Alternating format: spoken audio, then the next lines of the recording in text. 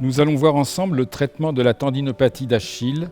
Ce traitement associe des exercices kinésithérapiques classiques, type travail excentrique, type travail statique, en association avec les ondes de choc. Le traitement par ondes de choc sera différent s'il s'agit d'une anthésopathie ou d'une tendinopathie d'Achille corporéale. Nous examinerons d'abord notre tendon d'Achille pour rechercher un nodule, une induration ou des crépitements au niveau du corps du tendon. Nous descendrons vers l'insertion basse du tendon. Quand nous nous retrouvons à cette partie juste en arrière du calcanéum, une douleur ici peut signaler une bursite qui va être quelque chose qui va nous gêner dans notre traitement. Parfois, on aura eu des douleurs au niveau de l'insertion basse qui va nous signer une anthésopathie classique. Dans un premier temps, nous allons voir le traitement de la tendinopathie corporéale. Pour cela, notre patient est placé en décubitus ventral. Nous allons prendre un applicateur classique, soit le R040, ou si les gens ont un gros nodule, on prendra un applicateur type D15 qui permet d'aller beaucoup plus en profondeur.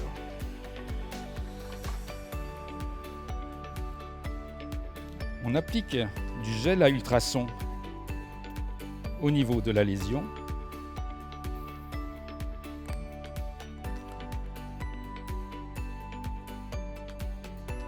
Le réglage de l'appareil, on est sur des lésions assez profondes, donc on mettra une fréquence de l'ordre de 9 à 10 Hz. Les impulsions, on mettra à peu près 2000 chocs, où on tapera 1000 chocs d'un côté, 1000 chocs de l'autre, vu qu'on peut aller jusqu'à 2-3 cm en profondeur. C'est intéressant de taper d'un côté et de l'autre.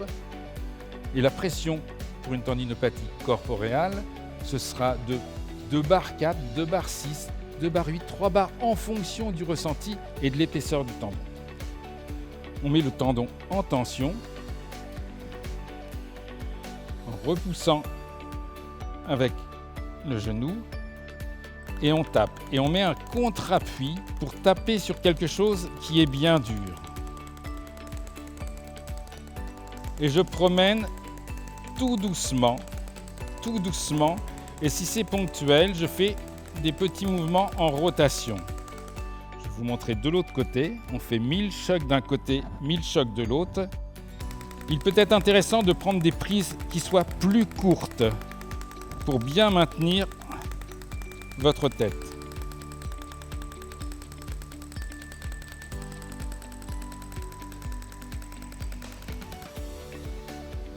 Lorsqu'il s'agit d'une anthésopathie, une douleur vraiment au niveau de l'insertion, là les réglages vont être différents.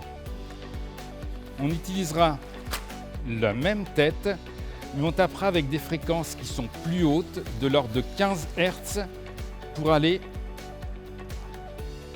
plus en superficie. La pression, on la diminuera, on sera de l'ordre de 1,6 à 1,8 bar. Le nombre de chocs sera à peu près le même et systématiquement nous utiliserons la rampe qui permet de monter progressivement en puissance.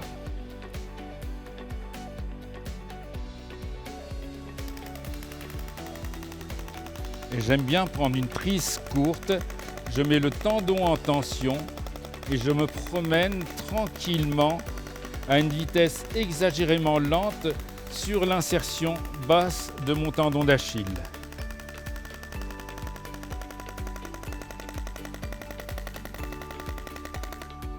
La deuxième phase du traitement, ce sera d'effectuer de l'activation musculaire. Pour cela, nous allons changer de tête. Nous allons utiliser la D20 ou la D35. Cette tête permet de faire de l'activation musculaire. En fait, ce sont des ondes oscillantes qui ne créent pas de micro-lésions, mais qui créent une vascularisation. Donc, on va pouvoir faire de l'activation musculaire sur le muscle référent au tendon lésé. Pour cela, on applique du gel sur notre triceps sural et on va pouvoir commencer à faire notre activation musculaire. Mais là, on ne mettra pas le muscle en tension, on le mettra en position de relâchement. Et on ira de la partie inférieure en remontant tranquillement.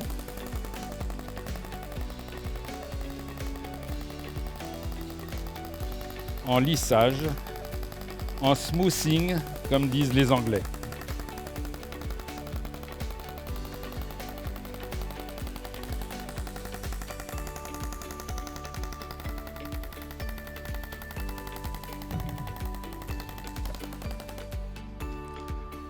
Le traitement sera complété par de la vibration.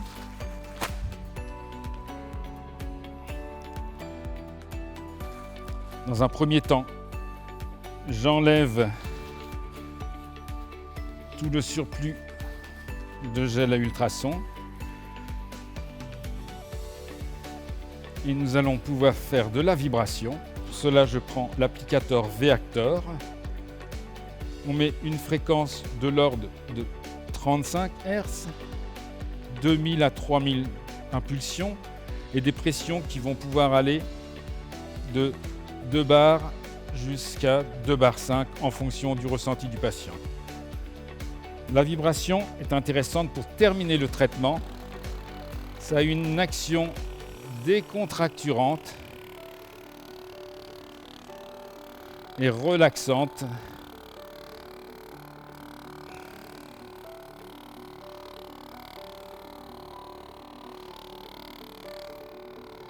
Et ça termine